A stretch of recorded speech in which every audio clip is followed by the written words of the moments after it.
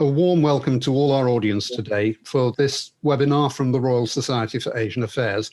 I am Michael Ryder, and our guest today is Paul Chambers. Paul is currently Special Advisor in International Affairs at the Thailand Naresuan University. He has previously held positions at a string of other Thai universities, Chiang Mai, Payap, Chulalongkorn, and at the University of Oklahoma, the Institute for Politische Wissenschaft at Heidelberg, the German Institute of Global and Area Studies at Hamburg, and De La Salle University in Manila. He has recently returned to Thailand from a sabbatical in Japan at Kyoto University. Naresuan acquired its present name and status in 1990 on the 400th anniversary of the accession of King Naresuan the Great. And that feels like an appropriate affiliation for Paul, as today's talk and much of the turbulence in current Thai political life circles around the Thai monarchy and its place and powers in the Thai constitution. It is perhaps hard now for Europeans accustomed to constitutional monarchies that long since ceded their powers to elected institutions to imagine the kind of authority and public awe that the Thai monarchy has managed to retain, partly on the back of frequent military rule. But the present monarch is not viewed with the same reverence that his father commanded, and his apparent desire to move the monarchy in a more absolutist direction has resulted in more public unrest than Thailand has seen for some time. Dr. Chambers has spent the greater part of his academic career living in and studying Thai politics, and we are delighted to have the opportunity to hear his talk today about those developments. Paul, welcome. Thank you very much, Michael. It's a pleasure to be here, and it's a pleasure to be speaking to all of you who have a chance to listen to me today. I am speaking to you straight from Thailand, actually straight from Bangkok, where just down the street there are some chaotic demonstrations going on. And, those demonstrations have been running for the last couple of months. And with that in mind, we need to figure out exactly how Thailand got here. This is actually Thailand's latest political pandemonium. There's been actually a lot of chaos in Thailand over the last 14 years, and one wonders exactly why or how that has happened. So the title of my talk is Breakthrough or Breakdown: Thailand's Political Pandemonium. What I'm trying to figure out is, to what extent do we see the demonstrations today as a sort of breakthrough, or is it once again a sort of breakdown, a political breakdown which will be rather bloody in the weeks or months ahead? Next slide, please. So basically the questions that I have: what is happening now in Thailand, which might appear as a political pandemonium? How did Thailand get here? Exactly how did it happen? And then what might be the future? Next slide, please. So, just down the street. These photographs were taken about a week ago, but I could photograph this tonight. There are multiple demonstrations blocked from here, and they are demonstrations by groups of students, groups of mostly young people who want Prime Minister Prayut Chan-o-cha to resign. They want amendments to the Constitution. Many of them want monarchical reform. Many of them want changes in the constitutional court system. Okay. Basically, the demonstrators want an overhaul of what they consider a charade democracy. Okay. At the same time, there are counter demonstrators who are in clashes with these demonstrators. So when I talk about pandemonium, this is what is happening in Thailand today.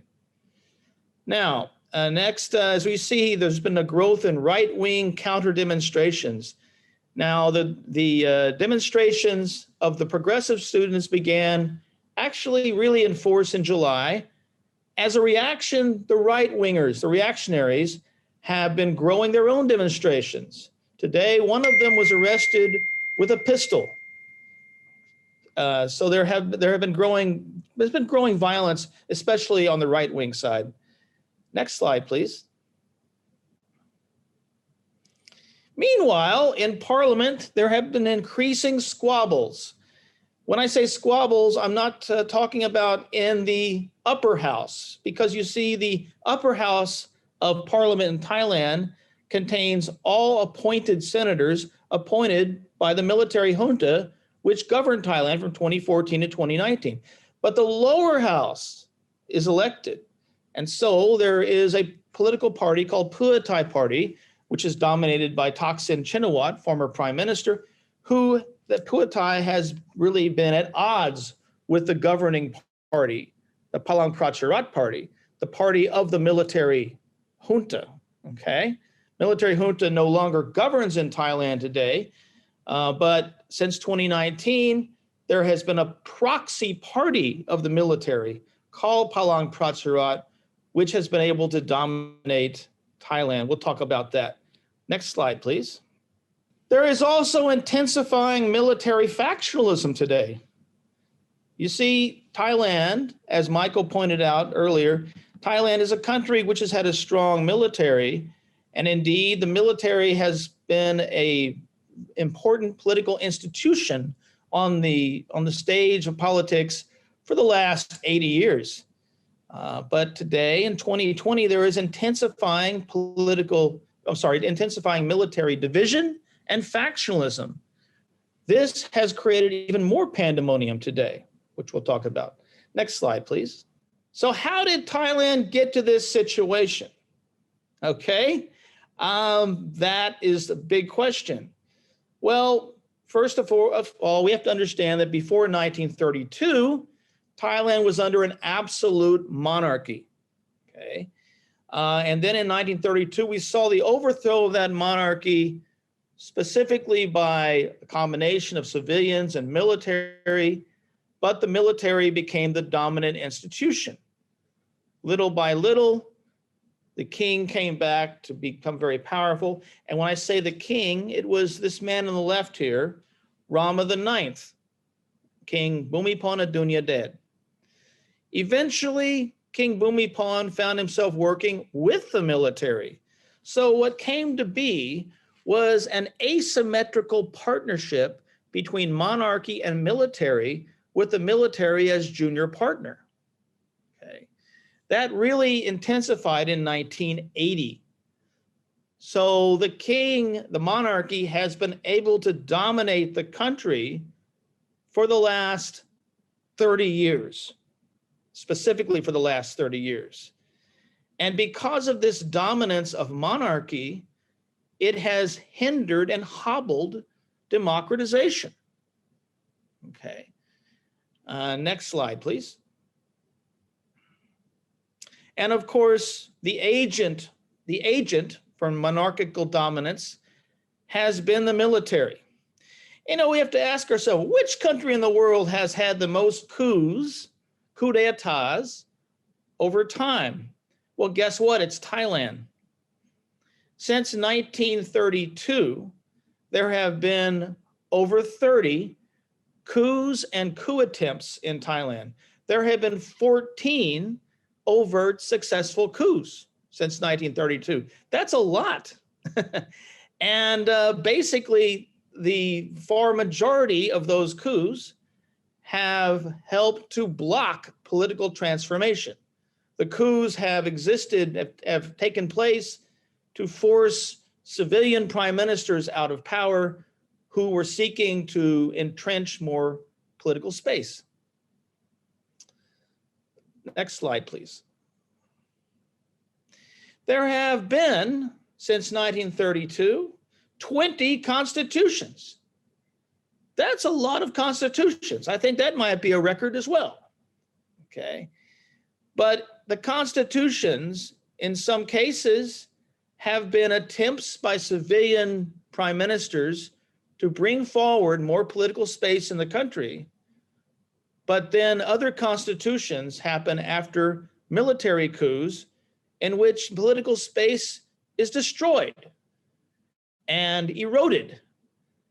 And so we see this constant vicious cycle of coup, new constitution, elections, coup, new constitution, elections. It's a circle that seems to be a broken record, a constant Groundhog Day for Thailand. Things just go in a circle, okay? And as a result, what we see in the center of Bangkok is the Democracy Monument. Interesting, this is a picture on the right of the Democracy Monument, which has a picture of a constitution on it, okay? But that's almost been ironic because that constitution is what continues to be overturned in Thailand. Next slide, please.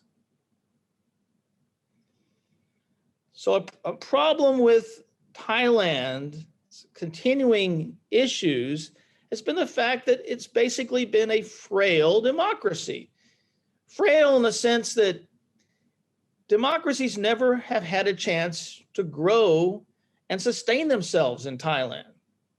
If we're to consider democracy in terms of what some have said called it, you have to have elections, political freedoms, civil liberties, horizontal accountability, and the effective power to govern for democracy to exist, well, Thailand cannot satisfy that criteria, okay? It is a weak democracy, and Thailand is specifically a weak democracy because even if you have elected prime ministers and elected legislatures, the military and the monarchy remain beyond the power of the democracy. So it is weak, it is frail, and it's constantly overthrown by coups. Next slide, please. Beyond that, there is a deep polarization within the Thai populace, okay? Some people, a lot of people in Thailand want change. They want change for the better, more freedoms, more social security benefits, more abilities for freedom of expression, okay? Most of these people tend to be rural folks who don't have that much power to begin with. But you also have another part of the Thai populace, which is extremely royalist, which is very defensive about the king, and doesn't want to see much change. Now, when you have a divided Thai populace, it's going to be easy for authoritarian unity to continue to dominate. And that's what's happened in Thailand. Next slide, please. So, of course, we have seen a coup, the latest overt military coup, which was in May 2014. And this coup occurred as a prime minister, Yingluck Shinawatra, had been in office for the previous 3 years. She is the sister of Thaksin Shinawatra, also a former prime minister. And of course, the Shinawatra family has been detested by the monarchists, by the royalists, okay? And one reason they have been detested is because they attempted to boost the power of civilian governance, perhaps weakening the aristocratic landed elite power, okay? And so there was a coup in 2014. And since 2014, the military has either directly dominated Thailand or it has indirectly dominated Thailand. So let me give you some examples of what the military did after 2014. Well, I can remember that coup very clearly because as soon as it happened, soldiers began searching for suspects to send to re-education camps where they would undergo what soldiers called attitude adjustment. Okay, you had to have your attitude adjusted in order to be kosher for the powers that be. And many people spent time in military camps where they did undergo this so-called adjustment, okay? Military stayed in power, not just through rounding up people, however. Okay, the military did change the judiciary such that military courts became the most powerful courts of the land. Okay, and the military constitution of 2014 gave so much power to the military that the junta leader, here he is on the left, General Prayut Chan-o-cha, under Section 44, he could do anything that he wanted under the junta. So basically, the military was able to dominate. Now, the man on the right is King Bhumibol. King Bhumibol was in his autumn years in 2014, and thus frail, sick, could not do very much. Anyway, the military was able to dominate the country, clearly. Next slide, please. And then King Bhumibol passed away. Now, for those who do not know Thailand very well, we have to admit that the King Bhumibol was beloved by the far majority of Thai people. He had been king for 70 years, 1946 to 2016. That's a very long time. King Bhumibol had tried to get to know his people. He had made trips out into the countryside. He had certain royal projects, and people loved him, okay? But that's not exactly the same feeling that people had for his son. And here his son is on the left here, paying respects to his father, okay? Father passed away in October of 2016. The son has been disliked because of the rumors of his behavior, rumors that he doesn't really seem to care about his people, that he seems to be mostly interested in himself and not even wanting to live in Thailand, all the while obtaining money from taxes from Thai people. And so there has been a lot of kind of pent up anger towards this sovereign. More than that, rather disturbing, is that since 2016, there has been a growth in disappearances of anti-royalists abroad. People living abroad who are opposed to the Thai monarchy have suddenly disappeared, okay? Rumors that they have been assassinated. So this is rather disturbing, and it adds to what people think about this particular sovereign, okay? I will say this, and I'll get to this a little bit later. This sovereign is not stupid. He has sought to enhance his military following, okay? So centralize military power under him. Next slide, please. Now, in November of 2017, there was a new constitution that came about. This constitution was created by, of, and for the junta of the time, the National Council of Peace and Order. I say that because parts of the new constitution, and actually, I'm sorry, I think that constitution was endorsed by the king in April of 2017. Parts of this constitution were rather non-democratic.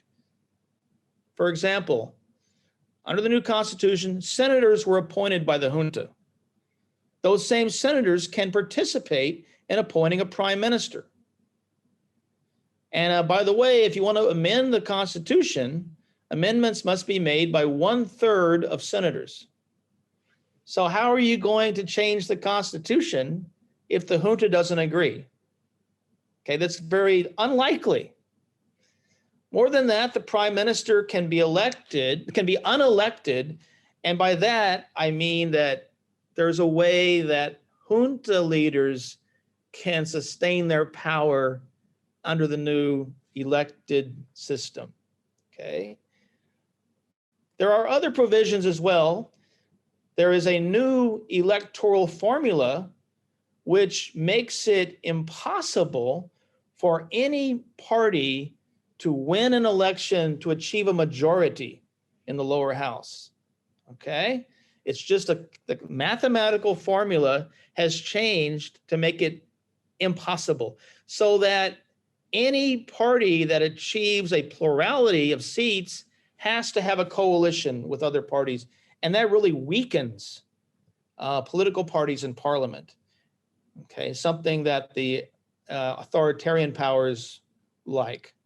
Next slide, please.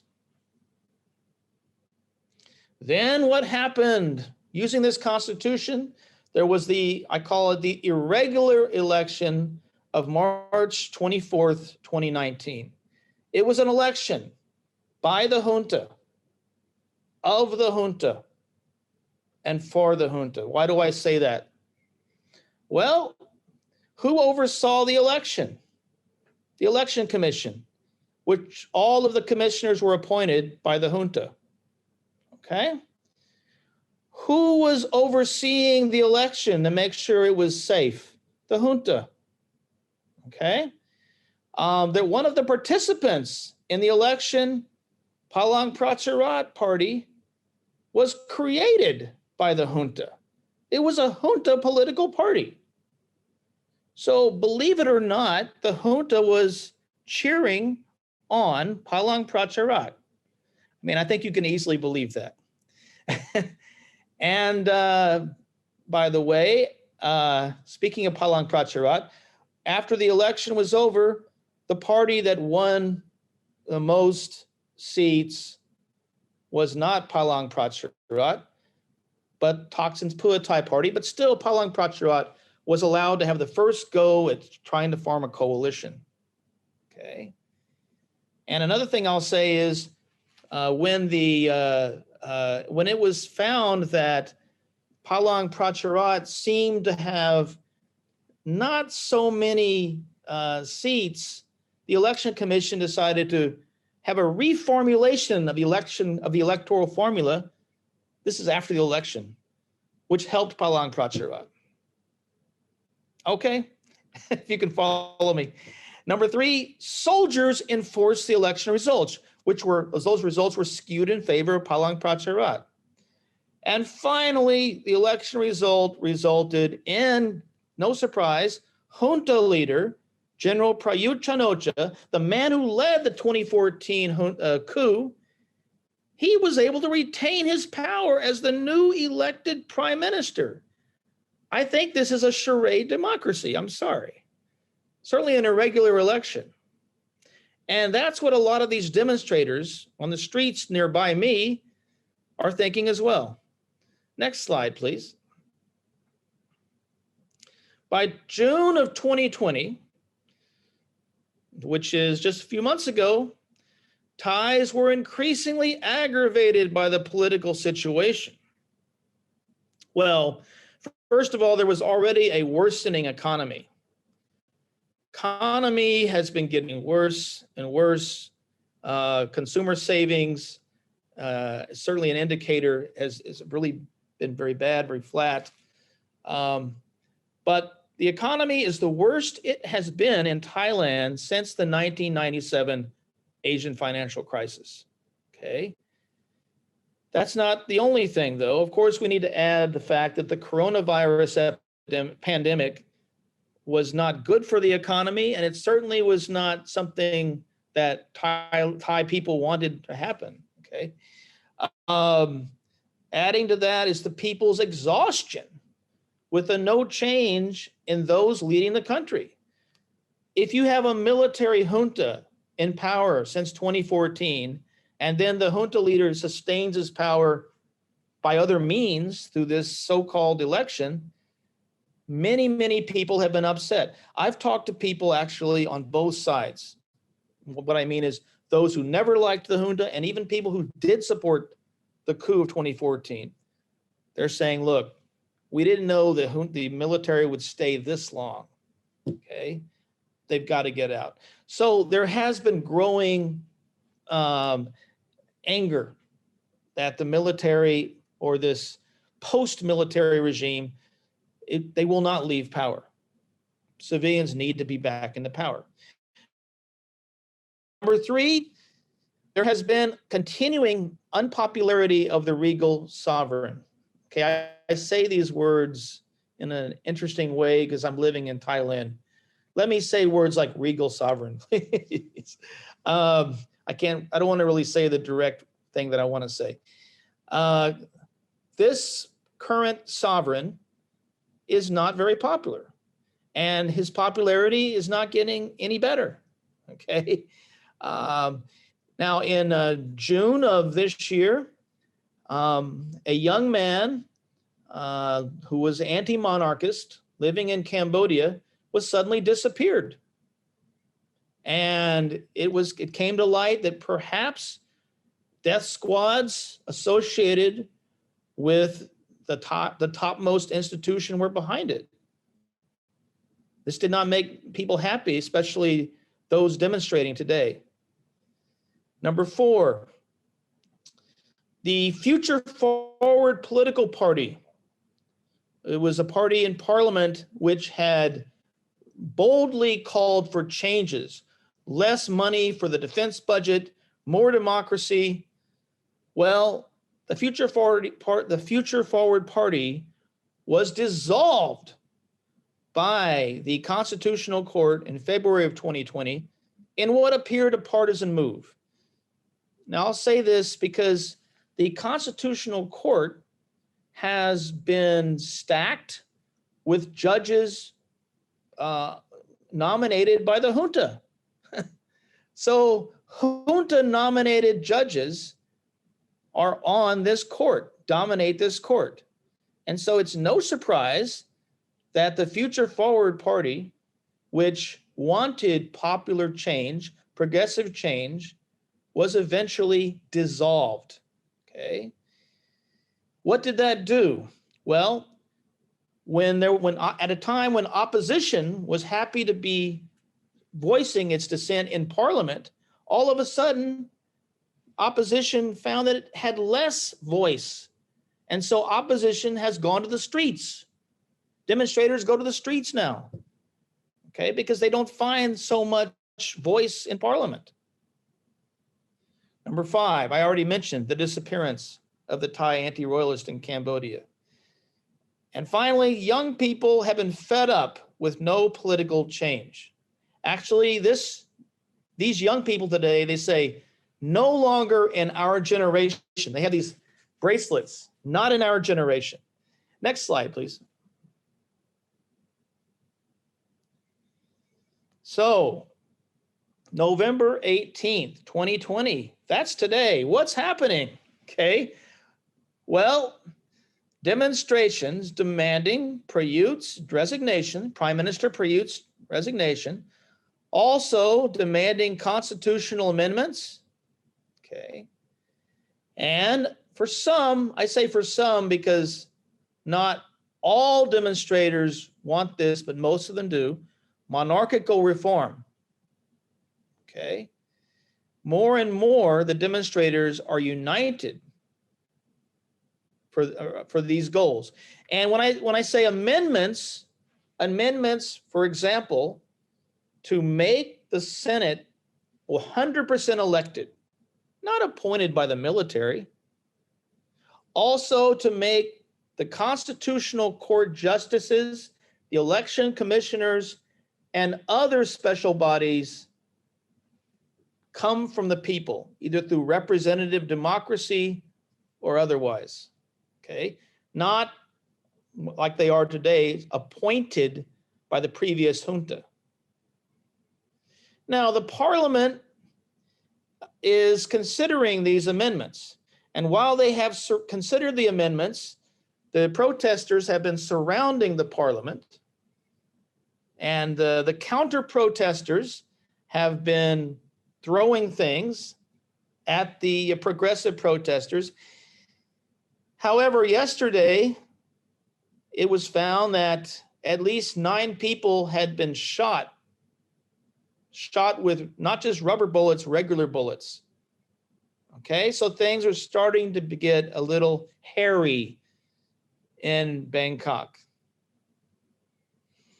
Today, Parliament looks like they're not going to consider any big changes, okay, but they just kind of going through the motions of making considerations. Prayut is refusing to resign. The sovereign has embarked on a charm offensive. He's staying in Thailand right now. He's making trips on trains showing that he's trying to be with the people. But he's also appeared at right-wing yellow shirt events, which seem to be encouraging demonstrations by these right-wing groups. And the right-wing demonstrators are growing. Their groups are growing. There is evidence that military-connected groups have been supporting these right-wing elements. Okay. What is also interesting is that the government has placed police in the front line against the progressive demonstrations and the army in the back. Why? Because actually the police, many of them have been somewhat sympathetic to the demonstrators. Some of the police have been reluctant to go after the demonstrators. Okay. But of course, the military doesn't want to have a tainted or tarnished image killing demonstrators, put the police in front. If things get out of hand and protests become violent, the king, of course, could endorse a military coup, and that's what could happen. Next slide, please. So future scenarios. This is from a recent cartoon in a Thai newspaper. There's Prime Minister Prayut Chan-o-cha and his Deputy Prime Minister Prawit Wongsuwan, both military who have been allegedly corrupt. So future scenarios, what might happen in the future now? Next slide, please. Scenario 1, and this is what I think is the most likely. This is what I call the Seoulification of Thai politics. You ever been to the capital of South Korea, Seoul, S-E-O-U-L, okay? And in South Korea, there tends to be a lot of protests, demonstrations, okay? Almost every day you see demonstrations. Well, back in the 1980s, those demonstrations were rather violent, but they have become generally more peaceful in South Korea. Well, demonstrations in Thailand have also been violent, but they've also increasingly become almost an everyday affair. What we could see in Thailand's future is a new normal in which generally peaceful protests become an everyday affair. That is something good for the progressive protesters, the students, because they could maybe incrementally get some changes, okay? On the other hand, there will probably also be some yellow shirt or right-wing protests, and hopefully they too will continue or could be more peaceful, okay? If these protests continue, then it's actually part of democratization.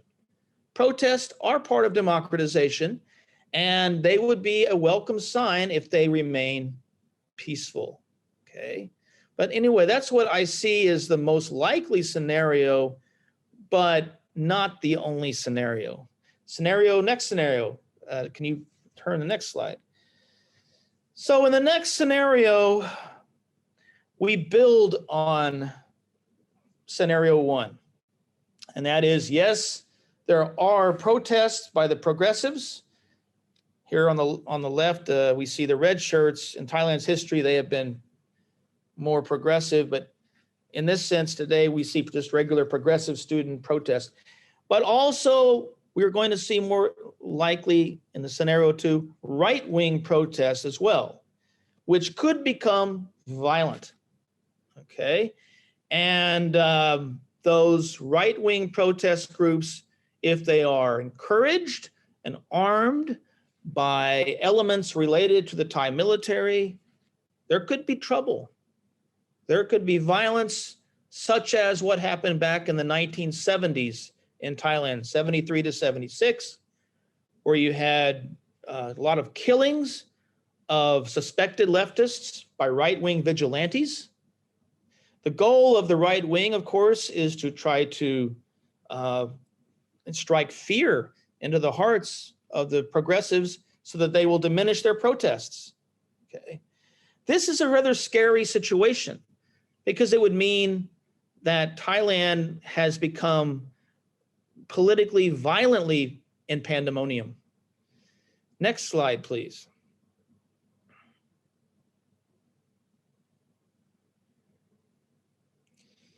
And of course, scenario 3, that is the current army commander, General Narongpan Jitgalta. Just before I mention the scenario 3, because you're already reading it, General Narongpan has been army commander for about a month now, but he is personally chosen by the sovereign. He previously served the royal guard of the sovereign. He is considered the sovereign's point man, so to speak. Okay. And so clearly he will do whatever the sovereign asks him to do. If there is a military coup, it will be ordered by this man on of course, the orders of the sovereign. Okay. Military coup might not come though, because of the military factionalism.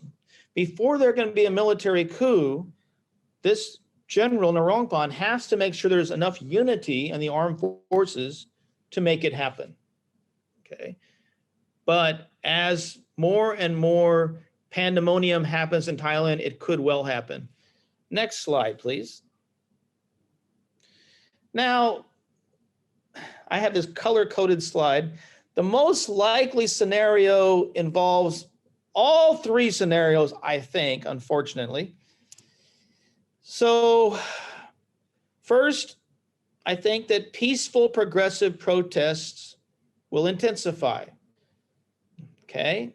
I still think, despite some of the violence we saw yesterday, that peaceful progressive protests will intensify.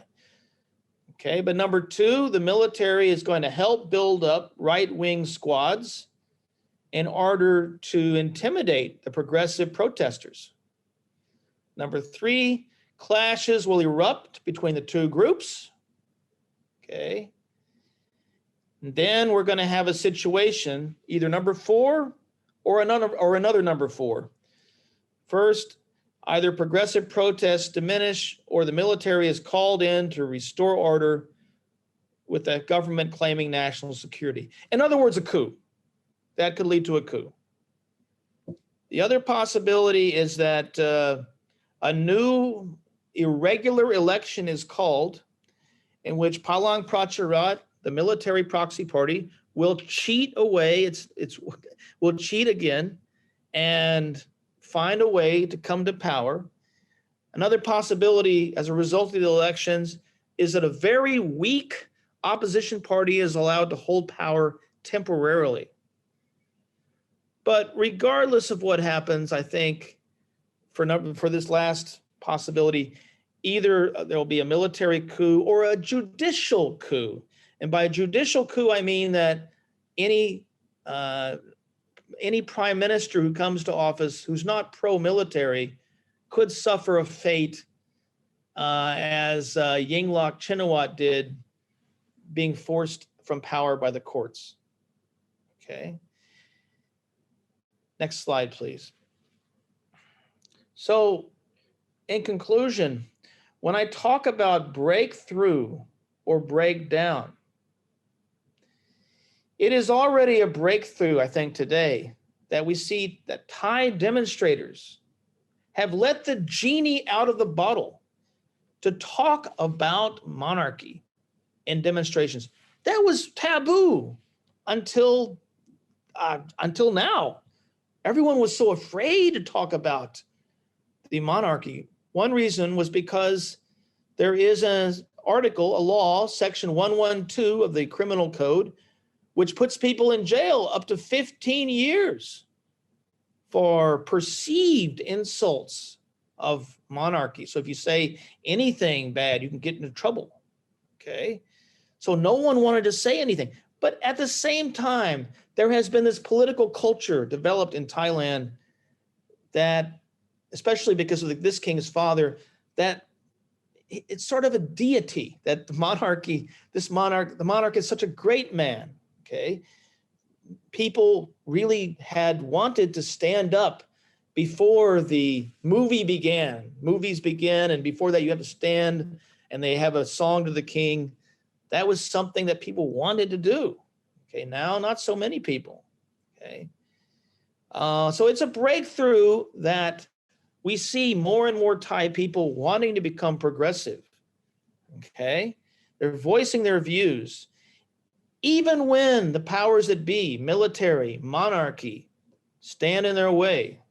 Okay, but number two, the breakdown.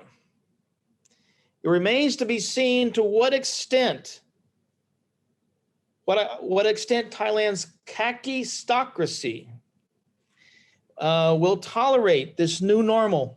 So when I talk about a kakistocracy, I'm talking about the kaki of the military and the aristocracy who have come together in this asymmetrical alliance.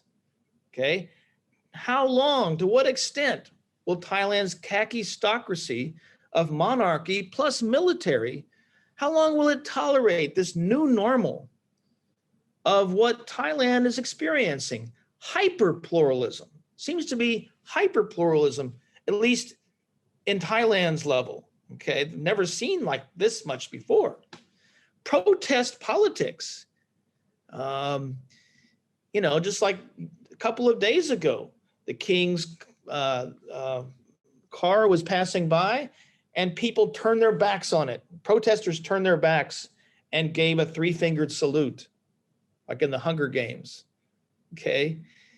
Now, if violence does not occur, maybe demonstrators can incrementally bring about change. But if violence does occur, most likely, I think, it will occur.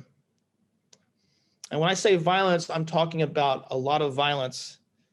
Most likely it will occur because the state will use it. The state could manufacture an excuse for using it. Use it again in order to help the vested elites retain power. Okay.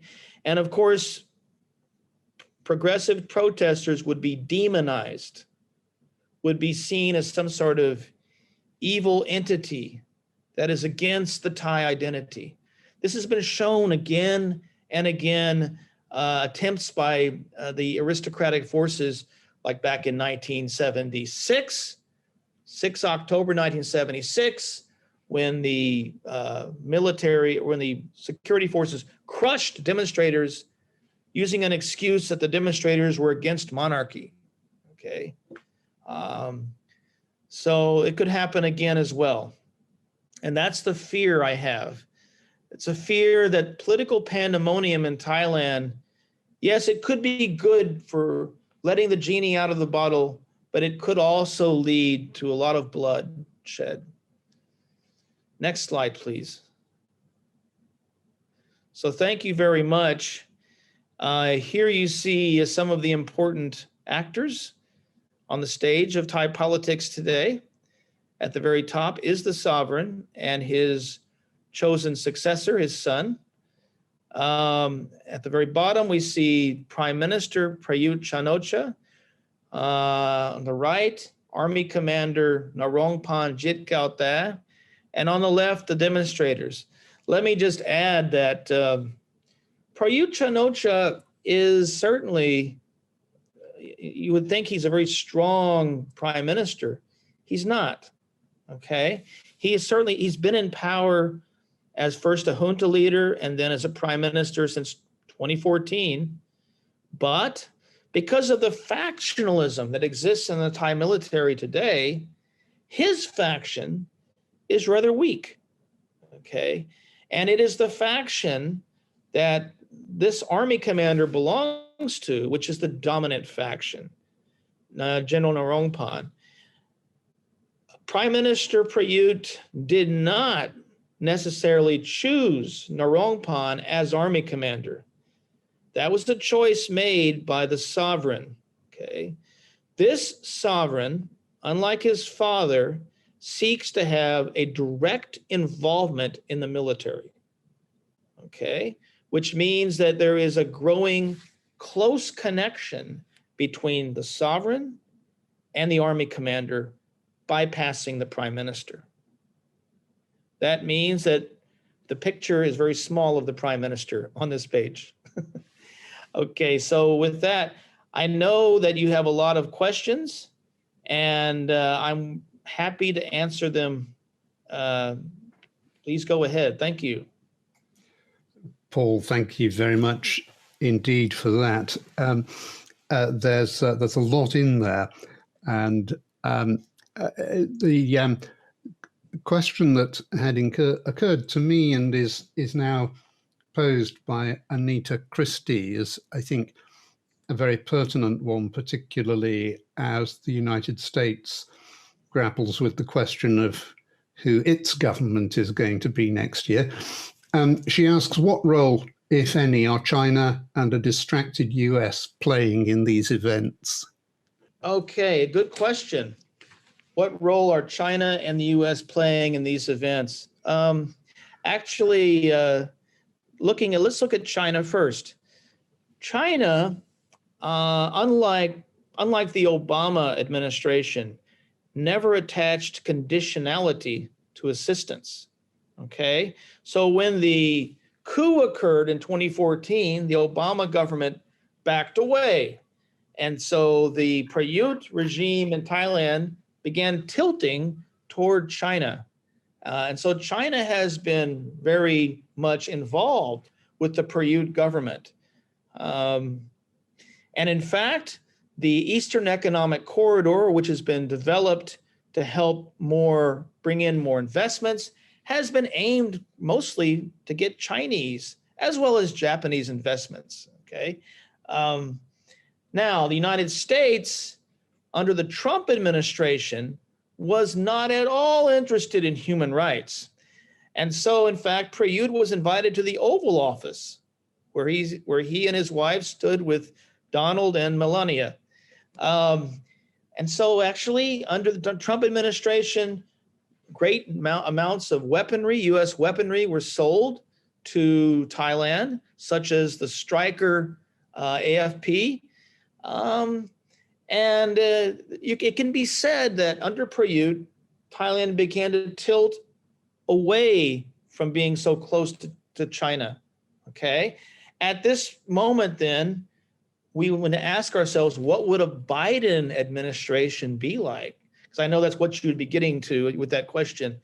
And quite frankly, I would say that right now in Southeast Asia, both China and the United States are considering geopolitics as their most important area of interest. Nevertheless, the United States, because of its values, has been trying to walk a tightrope between its normative values and its geopolitical interests, specifically the Democratic Party. Obama was much more towards those values. I think that a Biden administration will be somewhere between a Trump administration and an Obama administration, partly because, Trump already started to become very anti-China, and it's hard to go back. But also because, Biden is going to be considering human rights values, things that the Democratic Party has considered, but not as much as Obama.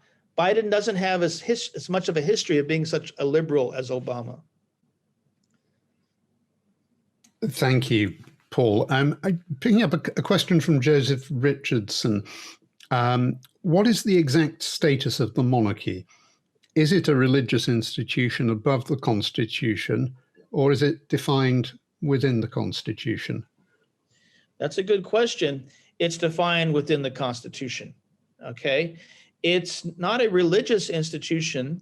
Thailand is a Buddhist state, okay? And so the monarchy and kingship in Thailand gets its legitimacy from making like the highest merit as Buddhist king, Buddhist monarchy. And thus it boosts its legitimacy, okay? So there is that sort of informal quality that makes its legitimacy is based on religion, so to speak. But at the same time, within the Constitution, it is enshrined within the Constitution that the monarchy is at the head of state, okay? And the constitutions since 1932 have increased the power of the monarchy within the various charters, okay? So yes, today, as you'll see that it would say in the Constitution, the king commands all the armed forces, and just about every law needs to be endorsed by the king. And as I talked about earlier, the criminal code 112, if you insult the king in any way, you're going to prison. They enforce these laws. Thank you. Could I pick up a question from Richard Fell? Can you clarify to what degree these current demonstrations in Bangkok are being replicated elsewhere in the country? Is it just a Bangkok phenomenon at present? Well, hello, Richard. I've talked with you before. Yes, actually, they are being replicated. And what's interesting is in various provincial capitals across Thailand, there are similar demonstrations. In fact, there are various chapters of the demonstration organizations in different provinces of Thailand. So there is a connection between all of these. And because of the revolution in the social media, the internet, et cetera, these demonstrators are able to have flash mobs, to be able to work together more clearly, bring money together to help each other. It's something that in previous times, Thai demonstrators could not do. So yes, it is something that's happening not just in Bangkok, but across the country. Thank you. And from Bijan Omrani, what are the reasons for factionalism in the army? Very good question. I'll try to answer it as briefly as possible. First, the faction of Prayut Chan-o-cha was in power as a dominant faction from 2007 until 2016. That's a long time for a faction to dominate. And many soldiers were angry that promotions were being made for partisan reasons. Okay, so there was already some trouble going on. Then along came a new king in 2016. That king was part of a different faction than Prayut. Prayut was part of a faction called the Queen's Guard faction. Okay, the king was part of a faction called the Wong Tae-wan faction. And the king did not really believe that those powerful faction leaders would be as supportive of him unless he put his own faction people in power, which he did. He promoted the Wong Tae-wan.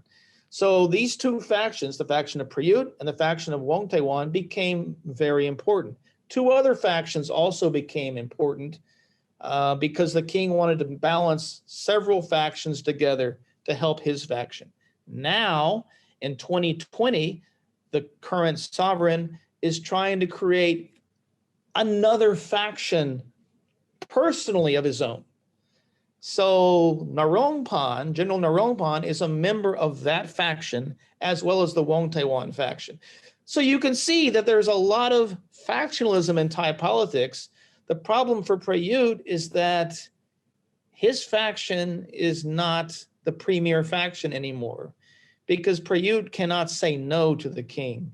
The king is the most powerful person in Thailand. No one dares say no to him. So if the king is not going to promote Prayut's faction, then there's going to be trouble. However, if General Narongpan does try to stage a coup, he still needs to get the support of all the factions, or most of them, to do it.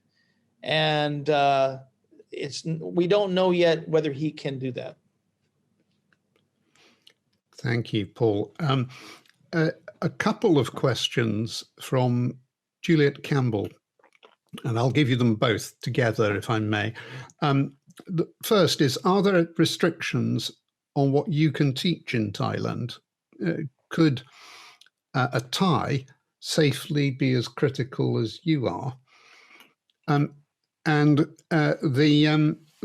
the second question, Bhumipol came to the throne in a crisis situation after the death of his brother and had to establish himself. What was the big change in the position of the monarchy 30 years ago, and what has happened to his sister, who some people hoped would succeed? Okay. All right. Let me start with that first question. So I'm kind of on the edge on what I say. And if you're a Thai or a non-Thai, you can still get in trouble for speaking against monarchy. But in 2020, there seems to have been more latitude given to what people have been saying. For example, out on the streets, people have been criticizing the monarchy. So it's easier for me to get away with things. Also, the fact of the matter is, I'm speaking to you as a non-Thai in English, and we're a kind of an international audience. So that's the other big thing. If I was Thai, speaking in Thai language to a Thai audience, yeah, there might be some chances that I'd have a knock on my door. Now, the next question, Bhumipol came to the throne 30 years ago. Well, he came to the throne in 1946, and those were very different times. In those times, the king was very weak, okay? Because after the 1932 overthrow of absolute monarchy was very weak. It was under Rama IX, King Bhumipol, that the king was able to help make monarchy strong again, powerful again. So comparing 1946 to 2020, we see a very strong monarchy, very strong monarch. Why couldn't this current monarch's, I assume you're talking about this current monarch's sister. She's very popular, sister. Why couldn't she become the monarch? Well, the reason is for two reasons. The real reason is the 1924 law of succession, which only allows males to succeed, okay? But secondly, she is not as old anyway as the current king, so age would have been another factor. But definitely she is, I know you're talking about, I won't say her name because I don't want to get in trouble, but she is the most popular person in the royal family. Unfortunately, she can't be bestowed with power, and that is a problem today with the powers that be. Was there another question related to that? Not directly related to that, no.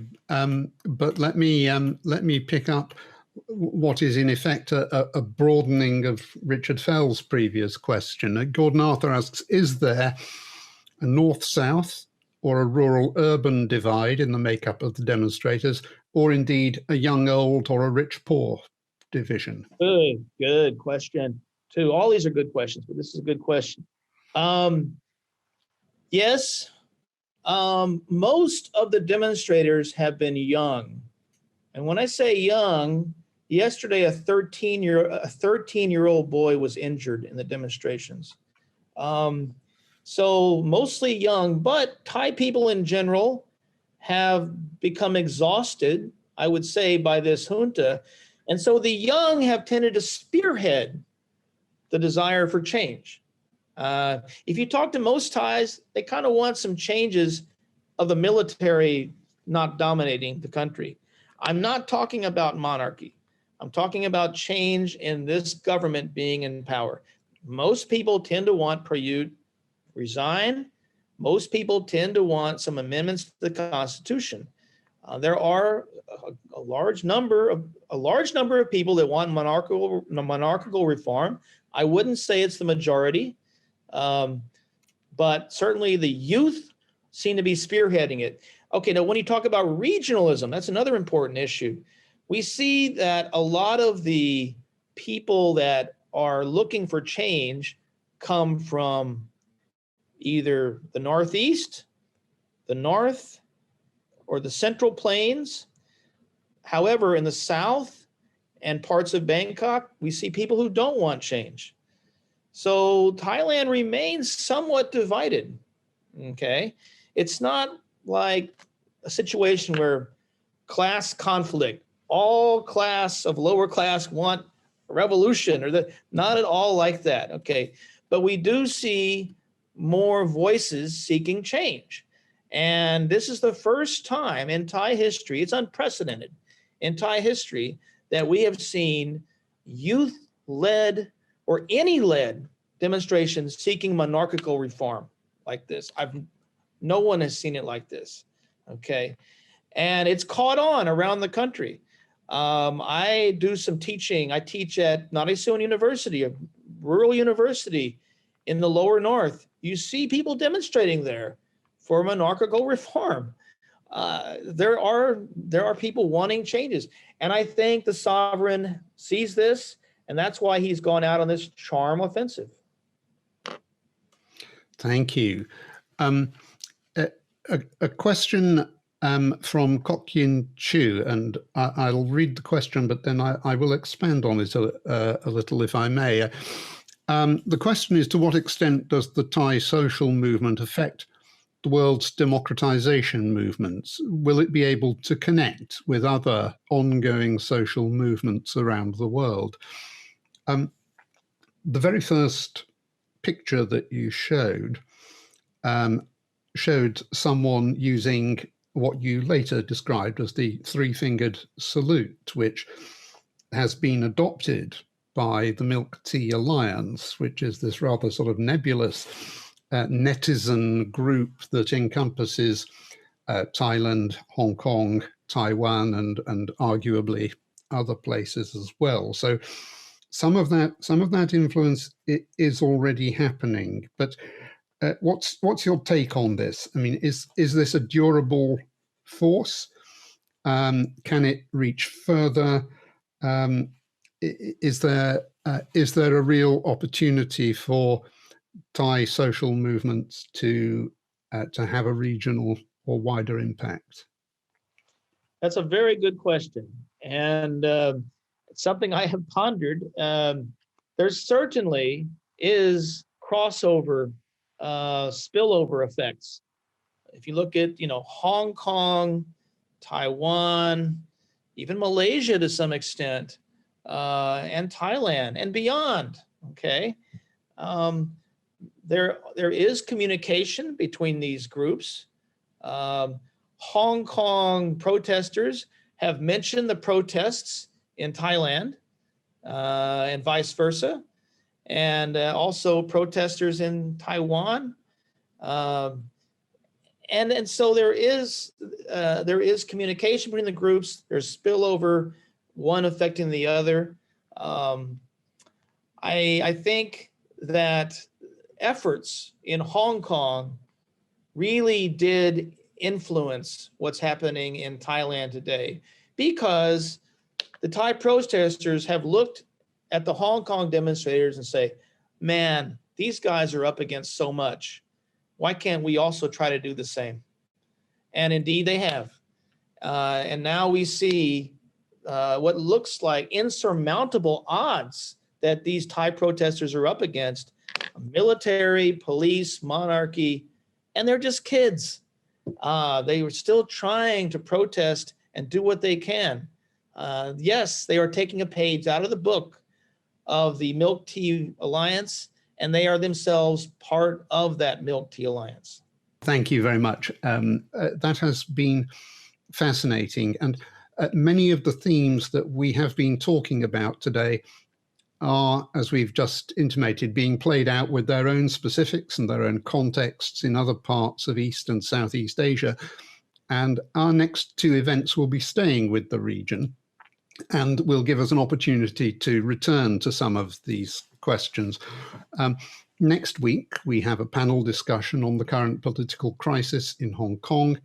On Friday, the 27th of November, please note that change of day from our normal Wednesday. And the following week, we're looking at the Milk Tea Alliance itself. And so these sorts of questions will be re-emerging, and there will be other opportunities to raise them. We will send out details of those two events shortly. In the meantime, a recording of today's event will be available on the RSIA YouTube channel from tomorrow. And it remains simply for me to thank you all for taking part today, and especially to thank Paul Chambers for his excellent presentation and analysis. Thank you. Look out for an article by him in a forthcoming issue of Asian Affairs, by the way, which I will just remind you is published 4 times a year and is free to members of the RSAA. So if you are not a member, please do consider joining. You can sign up through our website. And until next week, then, thank you, Paul, once more. Thank you very much.